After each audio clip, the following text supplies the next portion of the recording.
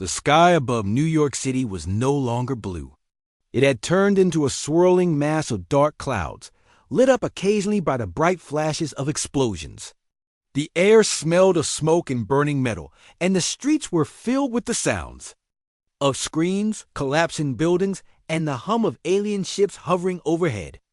Earth was under attack, and humanity was losing. Ethan Carter stood on the rooftop of an old apartment building, his eyes scanning the chaos below. He was in his mid-30s, with short brown hair and a weary expression that spoke of sleepless nights and countless battles. Once a decorated military strategist, Ethan had left the service years ago to live a quiet life. But now, that life was gone, along with everything else he once knew. The Zorth Alliance, an alien coalition from another galaxy, had arrived without warning, their massive ships blotting out the sun as they descended upon Earth. In just a matter of weeks, they had reduced entire cities to rubble and killed millions of people. Beside him stood Lieutenant Sarah Bennett, a woman in her late 20s with sharp green eyes and a determined jawline. She had been one of the few soldiers who managed to survive the initial assault on New York. Her uniform was torn and covered in dirt, but she carried herself with the confidence of someone who refused to give up, even when all hope seemed lost. "We can't stay here," Sarah said. Her voice stayed despite the destruction surrounding them. "They're sweeping the area. If we don't move soon, they'll find us." Ethan nodded but didn't respond immediately. His mind was racing, trying to piece together some kind of plan. They weren't soldiers anymore, not officially, at least. Most of the world's governments had collapsed after the invasion began, leaving scattered groups of survivors to fend for themselves. But Ethan still thought like a strategist. Every street corner, every crumbling building, every shadow, it all mattered. And right now, he needed a way to get these people out alive. Behind them, a group of about 30 civilians huddled together in the stairwell leading down to the rooftop. There were men, women, children, and even a few elderly folks clutching blankets and whatever belongings they could carry. Their faces were pale, their eyes wide with fear. Some cried softly, while others stared blankly ahead, too overwhelmed to react. These were the last remnants of what used to be a thriving neighborhood. Now, they were refugees, running from an enemy they barely understood. "Ethan," Sarah pressed again, snapping him out of his thoughts. "We need to go. Now." He took a deep breath and turned to face her. "There's an old subway tunnel 3 blocks east of here. If we can reach it, we might be able to use it to escape the city." Sarah frowned. "That's risky. Those tunnels are probably crawling with Zorth patrols." "It's our only shot," Ethan replied firmly. "If we stay here, we're dead. Trust me, I've seen enough maps of this city to know where the weak points are. We can make it work." Sarah hesitated for a moment before nodding. "All right, let's do it." They quickly gathered the group and explained the plan. The civilians listened silently, clinging to every word Ethan said. He spoke calmly, his tone reassuring despite the circumstances. When he finished, a young boy tugged at his sleeve. "Are we going to be okay?" the boy asked, his voice trembling. Ethan knelt down so he could look the boy in the eye. "I promise you, we're going to try our hardest to keep everyone safe." "Okay?" The boy nodded slowly, though his grip on his mother's hand tightened as they prepared to leave. Ethan glanced back at the skyline one last time. The towering skyscrapers that once symbolized human achievement were now broken skeletons, their windows shattered and walls crumbling. Smoke billowed into the air, mixing with the eerie glow of the alien ships above. It was a scene straight out of a nightmare. Yet somehow, Ethan felt a flicker of anger burning inside him. Anger and determination. The journey through the devastated streets was harrowing. Every step felt like walking through a war zone, which in many ways it was. Buildings groaned and collapsed around them, sending showers of debris raining down. Alien drones buzzed overhead, their red sensors scanning the ground below. More than once, the group had to duck into alleyways or abandon storefronts to avoid detection. At one point, They came across a group of Zorth soldiers patrolling the area. The aliens were tall and insect-like, their armored bodies shimmering with an iridescent sheen. Their movements were precise and mechanical, as if they were programmed rather than driven by instinct. Ethan motioned for the group to stay low and quiet. For several agonizing minutes, they held their breath, listening to the clinking of the aliens' claws against the pavement as they passed by. When the coast was finally clear, Sarah whispered, "How much farther?" "Not far," Ethan replied, though his heart was pounding in his chest. He couldn't afford to let doubt creep in, not now. These people were counting on him. Finally, they reached the entrance to the subway tunnel. The heavy metal doors were partially open, revealing a dimly lit staircase leading down into darkness. Ethan pulled out a flashlight and shone it inside, checking for any signs of danger. The beam revealed piles of rubble and twisted metal, but no immediate threats. "Stay close," he instructed the group, "and watch your step. This place isn't exactly stable." One by one, they descended into the tunnel, leaving the ruins of the city behind. The air grew colder and damper the deeper they went, and the sound of dripping water echoed off the walls. Despite the oppressive atmosphere, there was a sense of relief among the group. For the first time in days, they felt like they had a chance. A slim one, but a chance nonetheless. As they moved through the tunnels, Ethan found himself thinking about how quickly everything had changed. Just a month ago, he'd been living a normal life, working a desk job and spending weekends fishing at a nearby lake. Now, he was leading a ragtag group of survivors through the bowels of a dying city, trying to outrun an alien army. It was surreal, almost dreamlike. Yet here he was, doing whatever it took to keep these people alive. Sarah walked beside him, her rifle slung over her shoulder. "You think we'll make it?" she asked quietly. Ethan glanced at her, then back at the tunnel ahead. "I don't know," he admitted. "But I do know one thing. We're not giving up. Not today." After hours of navigating the dark and damp subway tunnels, Ethan and his group finally emerged on the outskirts of the city. The air was cooler here, less thick with smoke and ash. The distant hum of alien ships could still be heard, but it was fainter now, almost like a bad memory lingering in the background. The survivors stumbled out into the open, their faces pale and streaked with dirt, their bodies trembling from exhaustion. Ethan scanned the area carefully before signaling for everyone to sit down and rest. The group collapsed onto the grassy ground, some crying softly, others staring blankly at the horizon. He knew they couldn't stay long, every second counted, but they needed a moment to catch their breath. Even Sarah, who had been so strong throughout the journey, leaned against a tree and closed her eyes. Her rifle resting across her lap. As the group rested, Ethan's mind began to wander. They had escaped New York City, but that was only the first step. The Zorth Alliance controlled most of the planet now, and Earth's remaining forces were scattered and disorganized. Without a plan, humanity wouldn't last much longer. Ethan clenched his fists, feeling a mix of frustration and helplessness. He wasn't just fighting for himself. He was fighting for these people, for the families torn apart, for the future of humanity itself. That's when he remembered something. Years ago, during his time in the military, he'd heard whispers about a secret project called Horizon.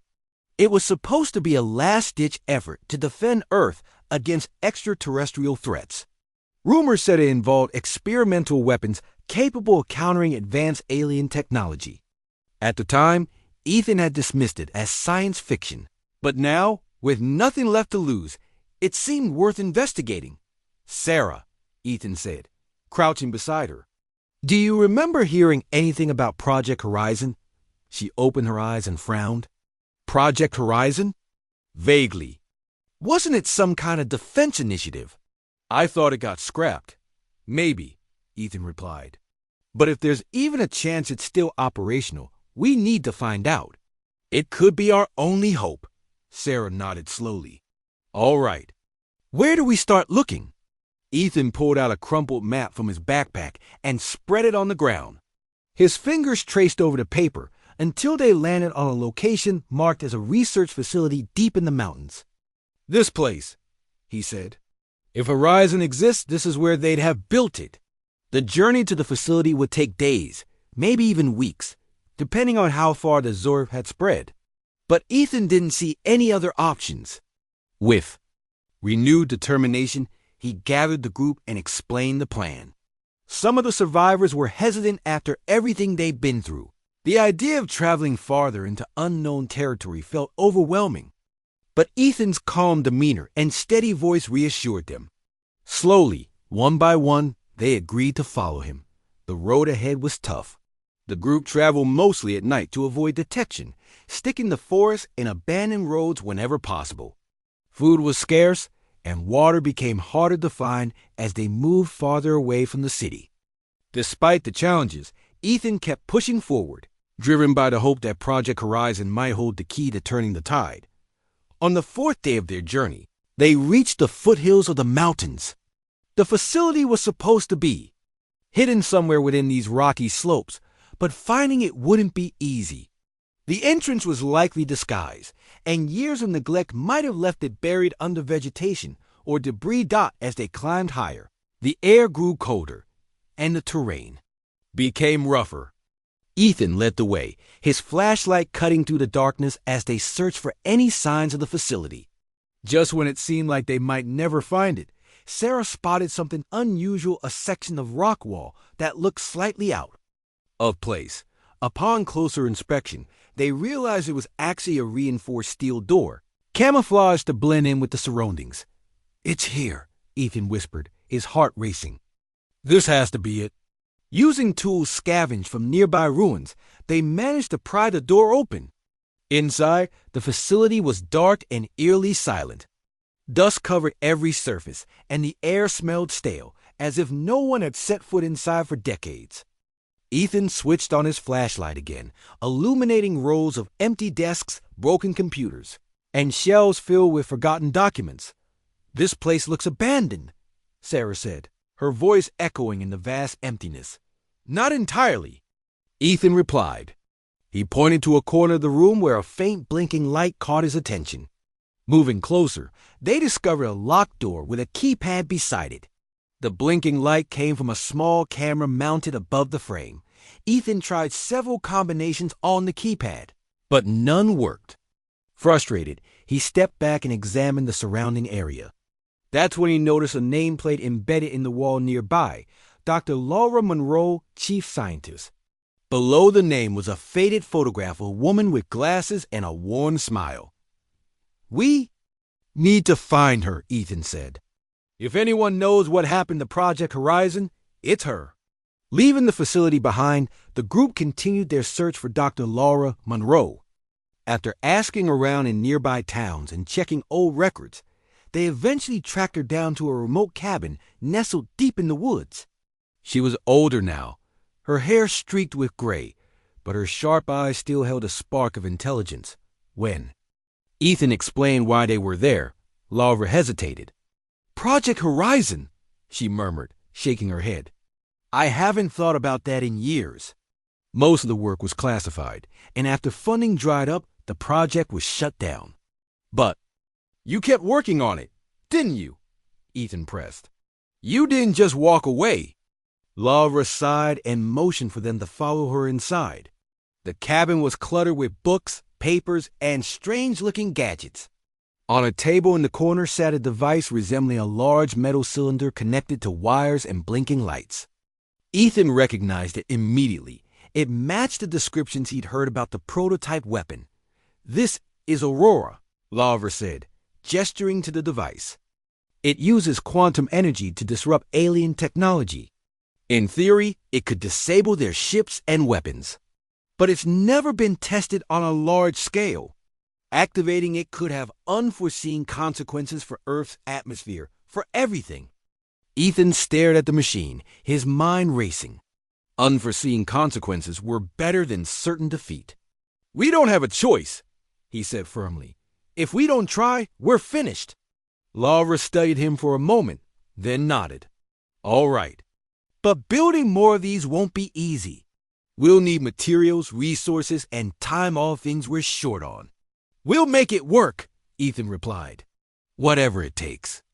Over the next few days, the group worked tirelessly alongside Laura to construct additional Aurora cannons.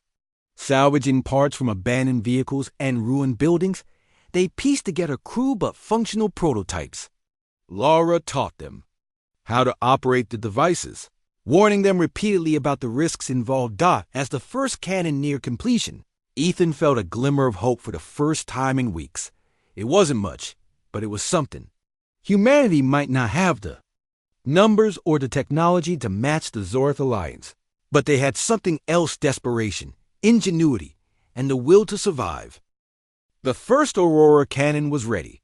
It wasn't perfect, far from it, but it was functional. Ethan and his team had spent days piecing it together in the ruins of an old factory on the outskirts of what used to be Chicago. The machine stood tall, its metal frame gleaming faintly in the dim light. Wires snaked across the floor, connecting it to a makeshift power source scavenged from nearby buildings. Laura Monroe paced anxiously around the device, muttering to herself about calibrations and energy levels. Ethan watched her closely, his arms crossed tightly over his chest. He trusted Laura's expertise, but he couldn't shake the feeling that they were gambling with more than just their lives. If Aurora failed, or worse, if it backfired, they could lose everything. But sitting idle wasn't an option either. The Zorth Alliance continued to bombard Earth, their ships hovering menacingly above cities, obliterating whatever resistance remained. Time was running out. We need to test it, Ethan said finally, breaking the silence. If we wait any longer, they'll wipe us out before we even get a chance. Laura stopped pacing and turned to face him, her expression tense. Testing it means using it against one of their ships. Do you understand how risky that is? If we miss, or if the energy disperses incorrectly, we could end up killing ourselves, or worse, drawing their full attention. I know the risks, Ethan replied firmly. But staying hidden isn't going to save us. We've got one shot at this. Let's take it. Sarah stepped forward, her rifle slung over her shoulder. He's right. If we don't act now, we'll never get another opportunity. Besides, we've come too far to back down. Laura hesitated for a moment longer, then nodded reluctantly. All right, but we need to be smart about this. Aim for a smaller ship, one of their patrol vessels. If we can disable it without alerting the entire fleet, we might have a fighting chance. The plan was simple, but dangerous. They would transport the Aurora cannon to a rooftop near the lakefront, where Zor's ships often patrolled. From there, they would set up the device and wait for the perfect moment to strike. The group worked quickly, loading the heavy machine onto a battered truck and driving it as close to the target area as possible. Once they reached the building, they'd chosen a crumbling high-rise with a clear view of the water they carried. The cannon up to the roof under the cover of darkness. By dawn, everything was in place. Ethan adjusted the aiming mechanism while Sarah kept watch with a pair of binoculars. Below them, the streets were eerily quiet, the city reduced to rubble and ash. In the distance, a Zorth patrol ship hovered lazily above the lake. Its sleek, metallic surface glinting in the early morning light. Got eyes on the target, Sarah whispered, lowering the binoculars. It's alone, no escorts. Ethan exhaled slowly, his hand steady on the controls. Good, let's do this. Laura stood nearby, clutching a tablet that displayed the cannon's energy readings. Her voice trembled slightly as she gave the final instructions. When you're ready, press the activation button. Hold it down until the energy spike reaches maximum output. Don't let go too soon, it won't work otherwise. Ethan nodded, his finger hovering over the button. His heart pounded in his chest, each beat echoing like a drum roll in his ears. He glanced at Sarah, who gave him a quick nod of encouragement, then focused on the ship through the cannon's targeting scope. The moment felt surreal. Just weeks ago, Ethan had been a civilian trying to survive. Now, he was about to launch humanity's first real counterattack against an alien invasion. He took a deep breath, steadied his aim, and pressed the button. For a few seconds, nothing happened. Then, with a low hum, the cannon began to charge. Blue-white energy crackled around the barrel, growing brighter and more intense with each passing. Second, Ethan gritted his teeth, keeping his finger firmly on the button despite the heat radiating from the controls. Finally, when the energy spike peaked, he released it. A blinding beam of light shot out from the cannon, streaking toward the Zora ship like a bolt of lightning. For a split second, time seemed to freeze. Then, with a deafening roar, the ship shuddered violently, its once smooth surface erupting in sparks and flames. The alien vessel tilted sideways, struggling to maintain altitude before finally crashing into the lake with a massive splash. The group stared in stunned silence, their faces illuminated by the glow of the burning wreckage. It had worked. Against all odds, the Aurora cannon had disabled the ship. We did it. Sarah breathed, breaking the silence. We actually did it. Ethan let out a shaky laugh, relief washing over him like a wave. But there was no time to celebrate. The explosion would surely attract attention, and they needed to move fast. Pack it up, he ordered, already dismantling the cannon. We've got maybe 5 minutes before reinforcements show up. They worked quickly, loading the device back onto the truck and speeding away from the scene. Behind them, the sound of approaching Zord ships grew louder, their engines roaring like thunder. But the group managed to slip away unnoticed, disappearing into the maze of ruined streets.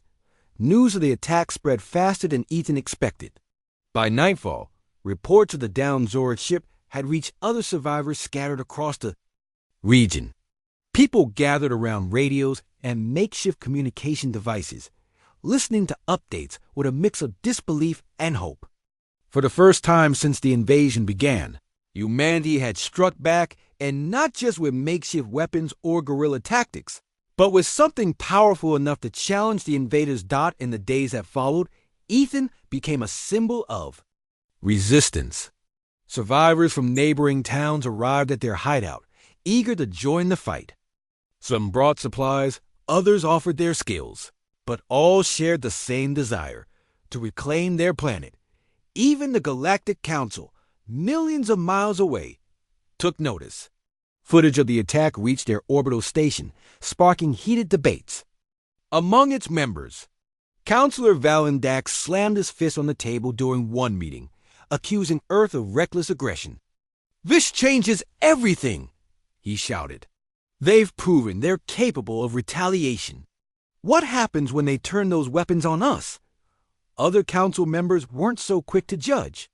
Ambassador Kaorin, known for his diplomatic approach, urged caution. "Earth is fighting for survival," he argued. "Can we blame them for defending themselves? Perhaps it's time we reconsider our stance." Meanwhile, back on Earth, Ethan knew the victory was only the beginning. One downed ship wouldn't win the war, but it proved that humanity still had a fighting chance. As he looked out over the makeshift camp filled with determined faces, he felt a flicker of hope. The road ahead would be long and difficult, but they weren't giving up, not now, not ever. And somewhere deep inside, he allowed himself to believe that maybe, just maybe, they could win this fight after all.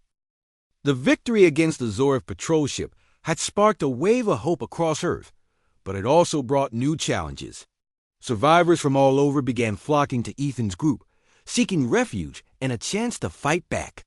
The makeshift camp grew, larger by the day, with tents sprawling across the ruins of what used to be Chicago. People worked tirelessly, repairing weapons, building more Aurora cannons, and planning their next move. But as the numbers increased, so did the tension. Ethan stood at the edge of the camp, watching the activity unfold. Men and women carried supplies, children played among the rubble, and engineers tinkered with half-finished machines.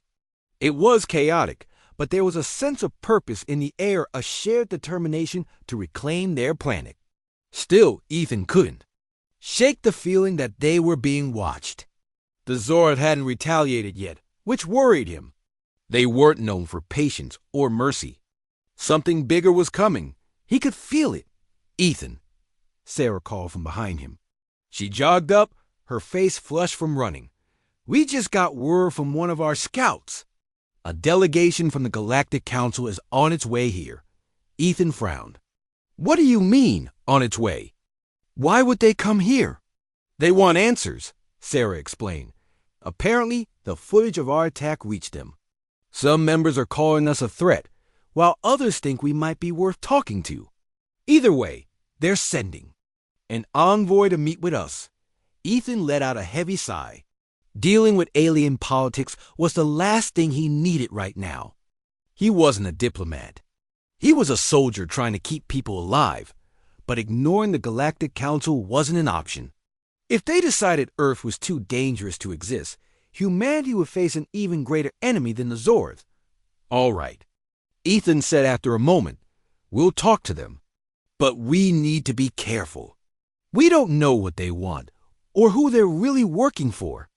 A few days later, a sleek silver ship descended from the sky and landed just outside the camp. Its smooth surface gleamed in the sunlight, a stark contrast to the battered and broken world around it. The ship's ramp lowered, revealing a group of aliens dressed in elaborate robes.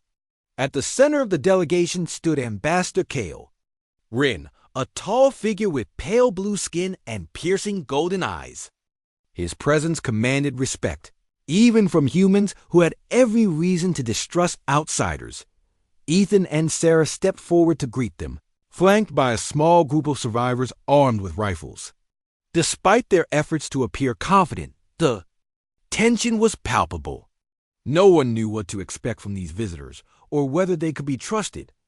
"I'm Ambassador Kale Rin," the alien said, his voice calm but firm. "I represent the Galactic Council. We have come to understand your actions and intentions." Ethan nodded, keeping his expression neutral. "My name is Ethan Carter. I speak for the people of Earth. What do you want to know?" Kale studied him for a moment before responding. "Your recent attack on the Zorth Alliance has drawn significant attention. Such actions violate interstellar law. Explain yourselves." Ethan took a step forward, his tone steady but passionate. "We didn't start this war. The Zorth invaded us without warning. They've destroyed our cities, killed millions of innocent people, and taken everything from us. All we're doing is fighting back. Is that really so hard to understand?" Kale tilted his head slightly, as if considering Ethan's words. "Survival is understandable. However, the use of untested weapons, like the Aurora cannon, poses risks. Not just to your planet, but to the galaxy as a whole. Do you realize the potential consequences of your actions?" "Yes," Ethan replied without hesitation. "But doing nothing would mean letting the Zorth win. Would you stand by and watch your home burn? Your people die? Because that's what's happening to us. We're not asking for permission. We're asking for a chance to survive." The ambassador paused, his golden eyes flickering with something unreadable. Finally, he spoke again. "The council is divided on how to handle this situation. Some see your defiance as reckless, while others view it as admirable.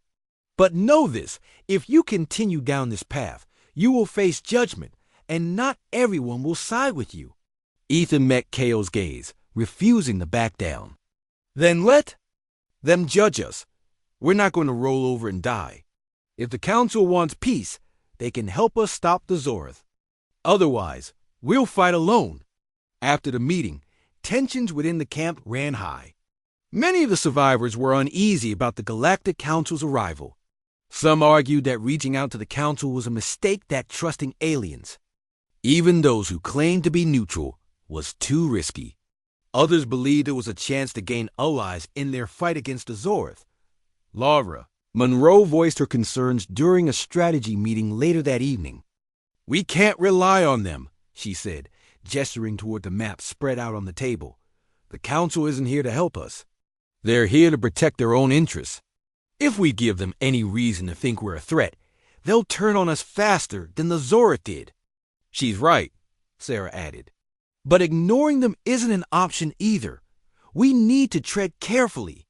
Show them we're willing to cooperate, but don't let them push us around. Ethan listened quietly, weighing their words. He knew they were right. The council couldn't be fully trusted. But diplomacy was a game he didn't know how to play. He glanced at Jake Miller, a young pilot who had lost his family in the invasion.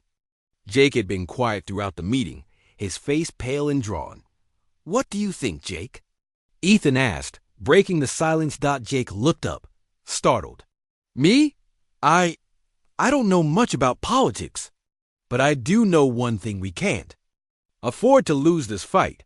If talking to the council buys us time, then maybe it's worth it. Just don't let them trick us." Ethan nodded slowly. "That's good advice. We'll keep our guard up. But we also need to show them we're serious about defending ourselves. That means finishing the next batch of Aurora cannons and preparing for whatever comes next." Over the next few days, work on the cannons intensified. Teams of engineers and volunteers labored around the clock, assembling the devices and testing their range and power. Laura supervised closely, making adjustments to ensure each cannon was as efficient as possible. Meanwhile, Ethan and Sarah coordinated with the council's delegation, answering questions and providing updates on their progress. Despite their efforts to remain cautious, cracks began to form within the group. Arguments broke out over resource allocation, leadership decisions, and whether to trust the council's promises. Ethan found himself caught in the middle, trying to mediate disputes while keeping morale high. It was exhausting, but he refused to give up. Humanity's survival depended on staying united. One night, as Ethan walked through the camp, he noticed a group of children gathered around a fire. They were laughing and telling stories, their faces glowing with warmth despite the cold. For a brief moment, he allowed himself to imagine a future where Earth was safe again, a world where kids could grow up without fear of alien invasions or collapsing cities. But that future wouldn't come easily. The road ahead was fraught with danger, uncertainty, and sacrifice. Yet as he looked at the determined faces of his fellow survivors, Ethan felt a renewed sense of resolve. They had already proven they could strike back against impossible odds. Now it was time to take the next step to fight not just for survival, but for a place among the stars. The days following the Galactic Council's visit were tense. Ethan and his group worked tirelessly to prepare for the next phase of their fight, but suspicion lingered in the air. The Council had promised to remain neutral, yet their true intentions were unclear. Some survivors believed they might secretly support the Zorth Alliance, while others thought they simply wanted to control Earth's new technology for themselves. Either way, Ethan knew they couldn't afford to let their guard down. As construction on the Aurora cannons continued, cracks within the camp began to widen. Resources were stretched thin, and tempers flared over how best to allocate them. Arguments broke out during meetings, with some insisting on building more weapons and others demanding better defenses for the camp. Ethan did his best to mediate, but it was becoming harder to keep everyone focused on the bigger picture. One evening, as Ethan sat alone in a corner of the camp reviewing maps, Laura approached him. Her face was pale, and she looked troubled. "We have a problem," she said quietly, sitting down beside him. "What is it?" Ethan asked, setting the maps aside. "I think someone's leaking information to the Zorth," Laura replied, lowering her voice. "Some of our plans seem to be reaching them before we even act. It's the only explanation." Ethan's stomach tightened. A traitor in their midst was the last thing they needed. "Are you sure?" "I'm not certain," Laura admitted. "But it's too much of a coincidence." "Yesterday, we planned to test one of the cannons in a remote area. Within hours, Zorth patrols showed up. They shouldn't have known we were there."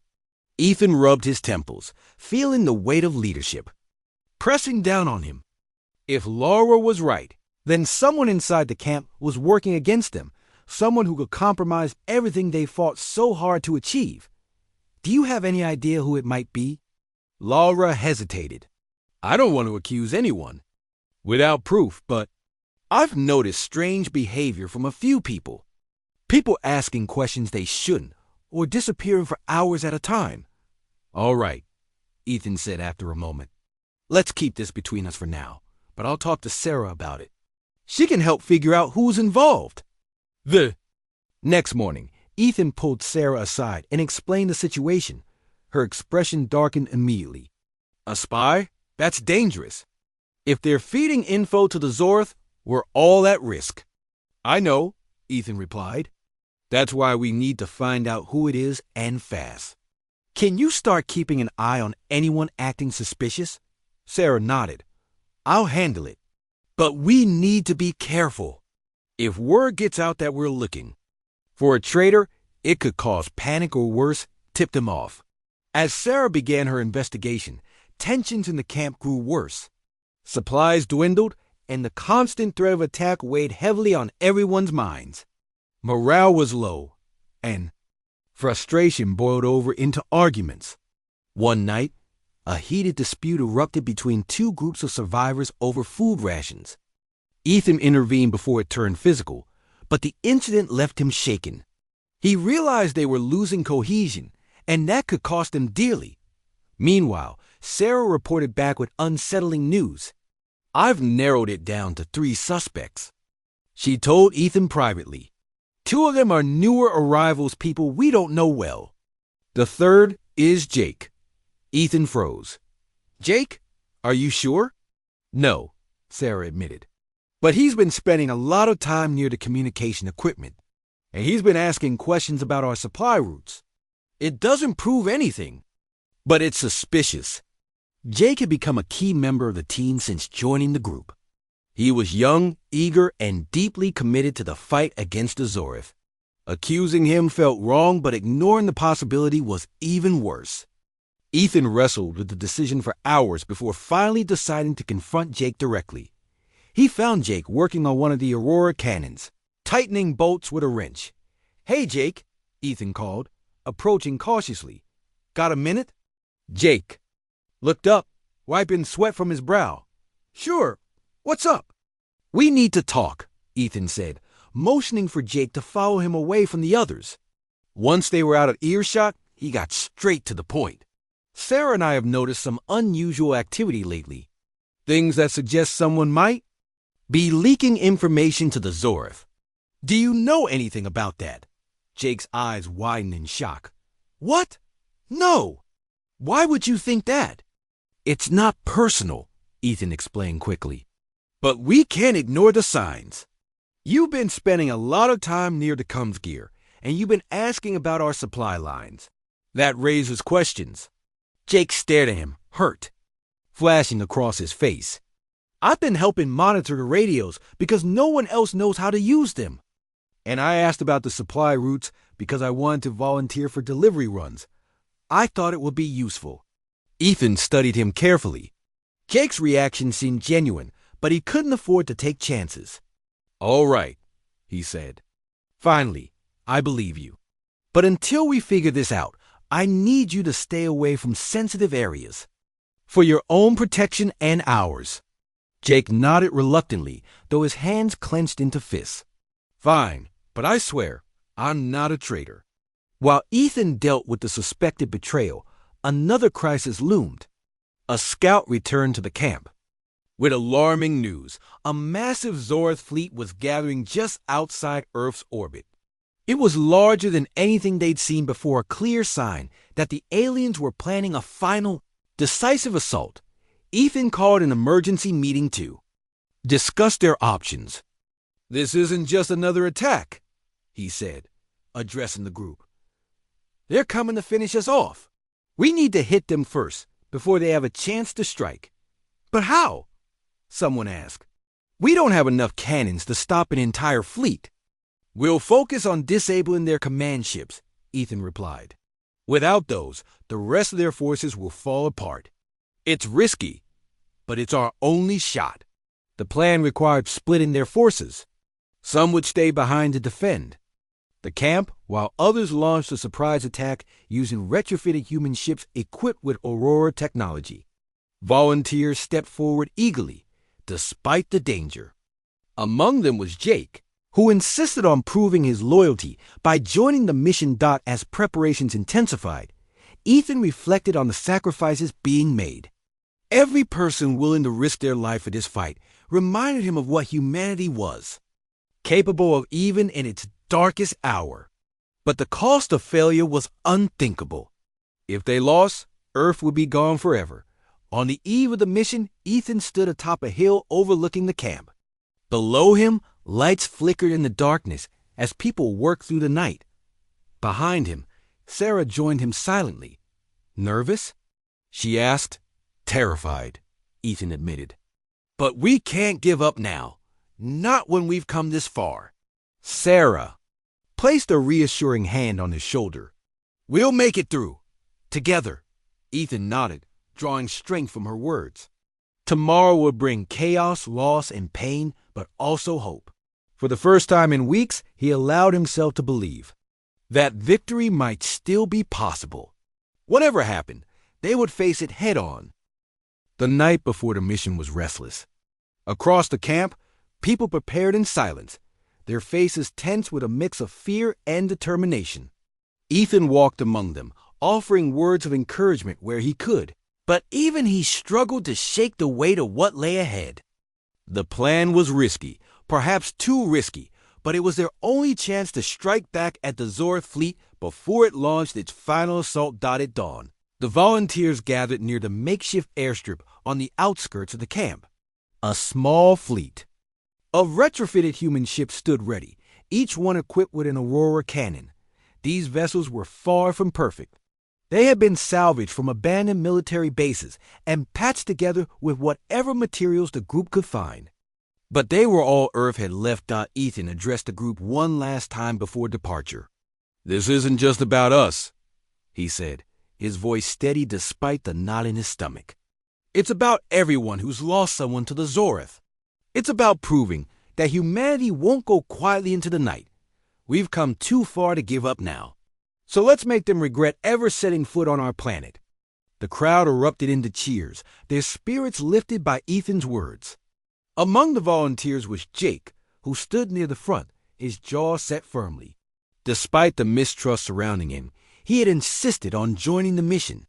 For Jake, this was personal chance to honor his family and prove his loyalty.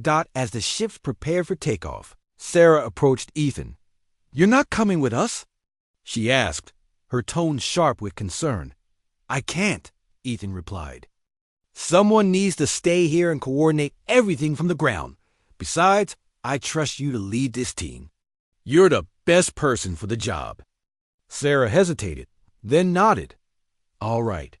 But promise me something, you'll be careful. If anything goes wrong here, we need you to keep things together." "I will," Ethan promised. "And you do the same out there. Bring everyone back, if you can." With a final salute, Sarah turned and climbed aboard her ship. Moments later, the engines roared to life, and the fleet lifted off into the sky, disappearing into the clouds. Ethan watched until they were out of sight, his heart pounding with a mix of hope and dread. The journey to the Zorth homeworld was perilous. The fleet traveled through deep space, avoiding detection as best they could. Along the way, they encountered scattered patrols, forcing them to engage in brief skirmishes. Each battle tested their resolve, but the ships held together, thanks to the ingenuity of the engineers who had worked tirelessly to reinforce them. Finally, after days of travel, the fleet reached the edge of the Zorth system. From their position, they could see the massive command ship orbiting the alien homeworld, a sprawling behemoth covered in glowing energy conduits and bristling with weapons. Surrounding it were dozens of smaller vessels, forming a protective barrier.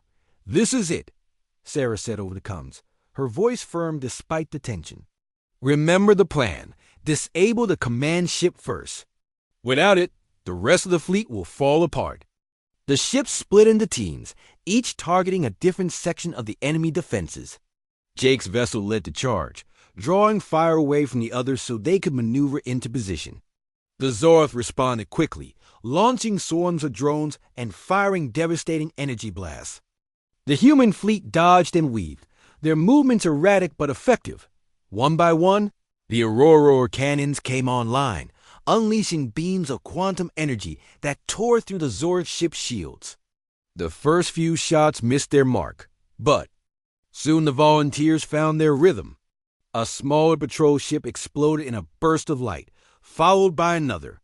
Cheers erupted over the comms as the tide began to turn, but the command ship remained intact, its defenses impenetrable. Sarah's team took heavy fire as they closed in, their ship shaking violently under the strain.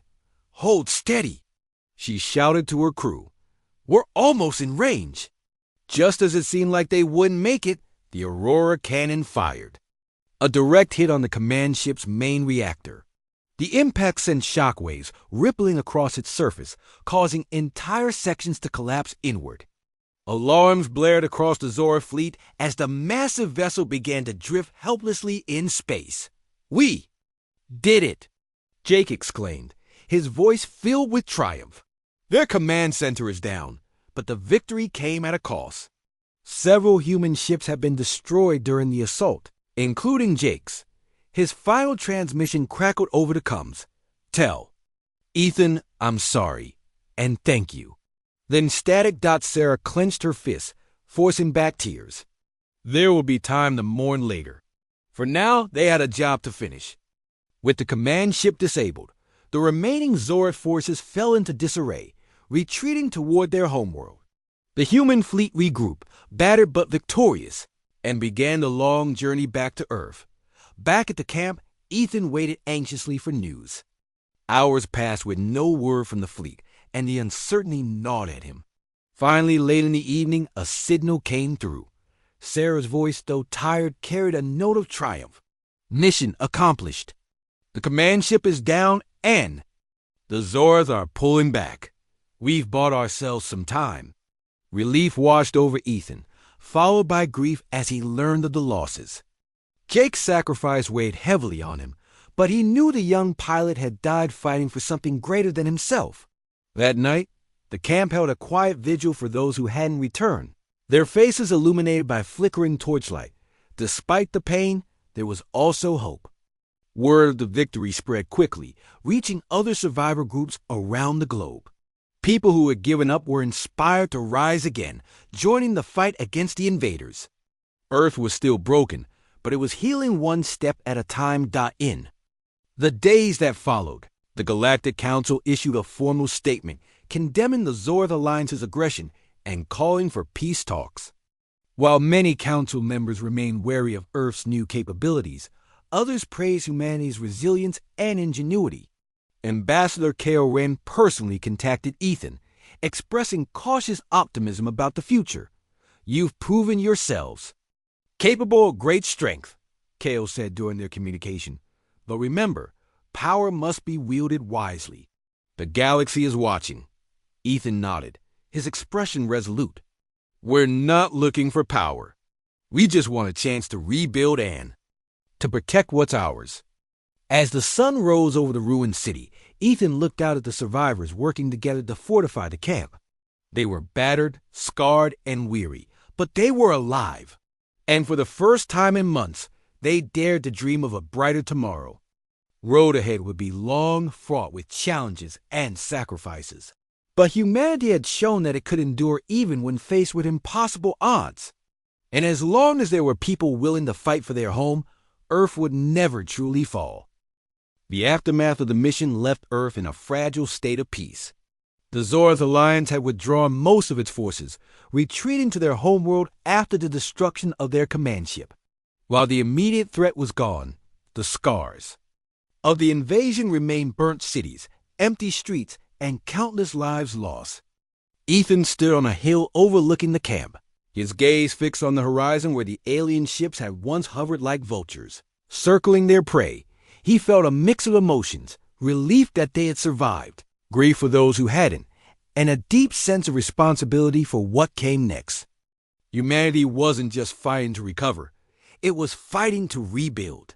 The question now was whether Earth could rise from the ashes stronger than before, or if it would crumble under the weight of its own wounds. Sarah joined him, her face lined with exhaustion, but her eyes sharp and determined. It's strange, she said softly, breaking the silence.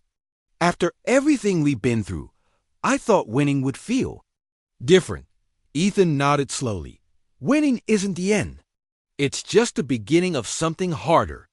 Rebuilding is going to take years, maybe decades. And even then, we'll always have enemies out there watching us. You think the Galactic Council will stay out of our way? Sarah asked, her tone skeptical. They might, Ethan replied. But I wouldn't count on it. They're scared of us now, scared of what we can do with Aurora. That fear could make them allies or turn them into another problem. Either way, we need to be ready. In the weeks that followed, Earth began a slow process of healing. Survivors from across the globe gathered in makeshift towns and camps, pooling resources and sharing knowledge. Engineers worked tirelessly to repair damaged infrastructure, while farmers planted crops in fields reclaimed from the ruins. Children played among the wreckage, their laughter a stark contrast to the devastation around them. Life was far from normal, but it was alive, and that made all the difference. Ethan traveled between these settlements, helping coordinate efforts and spreading hope. He spoke plainly about the challenges ahead, refusing to sugarcoat the reality of their situation. But he also reminded people of what they had achieved. We stood up to an enemy no one thought we could beat, he told a crowd in one town. And we proved that humanity isn't done yet. Not by a long shot.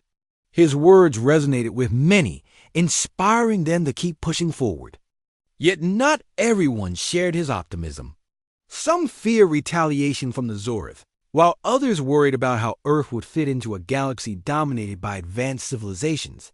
Laura Monroe, who had become a trusted advisor to Ethan, often voiced these concerns during strategy meetings.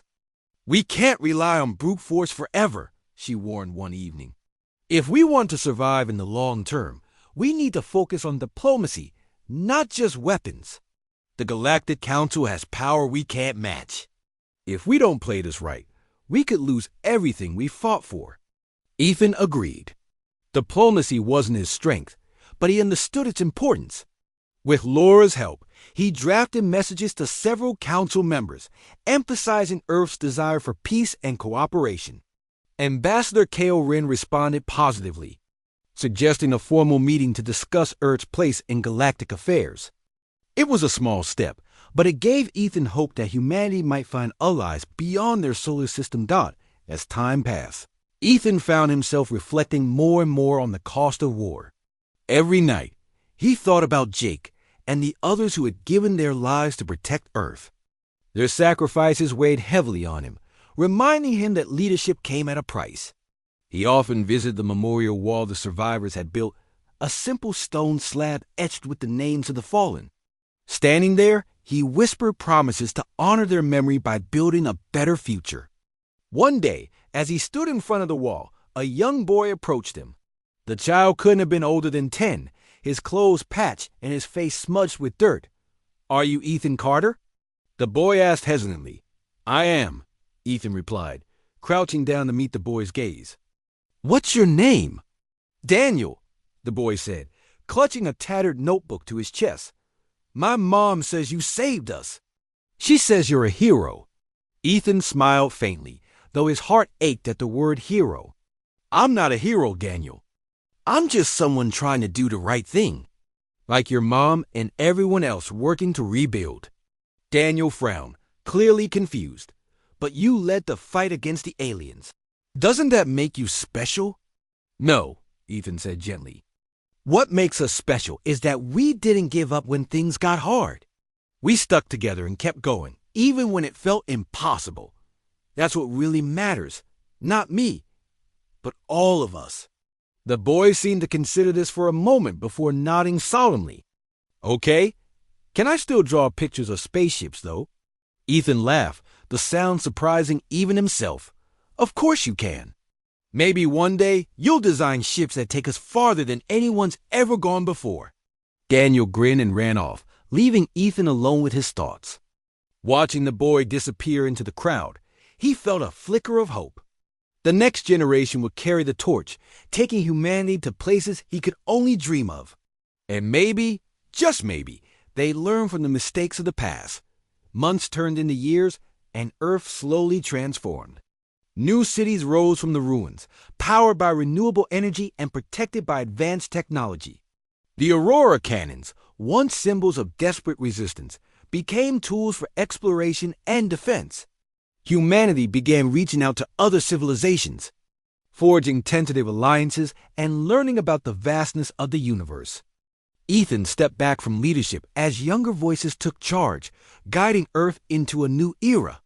Though he remained involved in decision-making, he spent more time traveling, meeting people, and listening to their stories. He saw resilience in every corner of the planet, in the engineers rebuilding power grids, the teachers educating children under open skies, and the artists painting murmurings of hope on shattered walls. One evening, as he sat by a campfire with Sarah, Lavra, and a few others, Ethan looked up at the stars. "Do you ever wonder what's out there?" He asked quietly. "All the time," Sarah replied, smiling. "But I think we're finally ready to find out." Lavra nodded. "Just remember, Ethan, it's not just about surviving anymore. It's about thriving. About showing the galaxy that humanity isn't just a footnote in history. We're part of its future." Ethan gazed upward, feeling a quiet pride swell within him. Earth had come so far since the days of chaos and despair. They weren't perfect, they never would be, but they were moving forward, together. And as the fire crackled and the constellations shimmered above, Ethan allowed himself to believe that humanity's story was just beginning. Whatever challenges lay ahead, they would face them head-on, armed with courage, ingenuity, and the unshakable belief that they deserved a place among the stars.